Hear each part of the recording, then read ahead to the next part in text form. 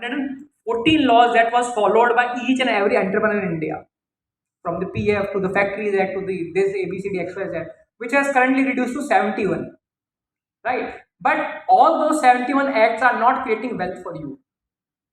You never get a bouquet from income tax department, for example, that you have paid tax, right? I am asking you that take a strategic decision with 3 to 5 years in your horizon. Look at the issues that I have highlighted as a merchant banker. Apart from raising money, the succession issue, the brand building issue, the credibility issue, most probably the valuation unlocking issue. As a promoter, you need to also contemplate and reflect the valuation of your business today, tangibly, right? You look at this perspective and take a decision as a strategy to list your company. One more additional compliance, which is per se not a new compliance, right? It is just making you more organized, that can open the doors of value creation and capital raising for you. So with this, I think I end my thought of sharing the thought process with you all present here.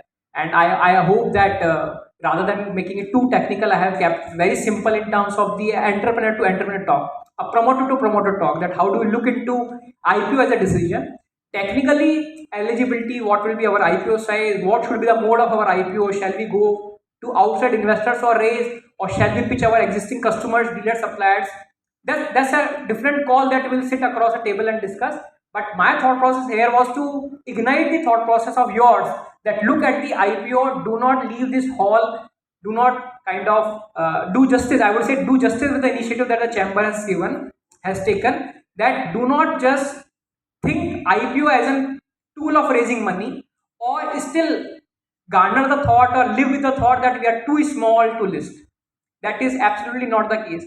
We are listing companies from Gujarat, as Anandji said, that the I would say the risk taking or the capital market alignment is better at Maharashtra, Gujarat, Rajasthan, because these geographies have somehow been more open to capital market as an idea. But this is more of an opportunity rather than a risk. We are listing companies from Gujarat, Maharashtra, Rajasthan, Kolkata, which have just incorporated 6 months ago, and the promoters are at our office and saying कि यार हमारा turnover अभी 2 crore रुपए का है, but आज हमको list कर दो. And we are questioning that why you listing so early. He said that 2 crores will become 8 and 8 will become 20. 3 years visibility I have of my business. I want to list today so that when I am at 20 crores and I need money, the platform is already ready. Rather than me coming to list at 20 crores and finding a difficulty that if IPO does not get through in the next 1 year, I will be left in between a rock and a hard place. Bank funding is over, equity access is not there. They are saying that when I have a visibility of 3 years, why should I not use that visibility to create value, so that when I'm already listed after 3 years, I have a ready-made platform to raise money. That time I will not be at the mercy of the investor. The investors will be lining up to me because they have seen the growth record of the company for last 3 years.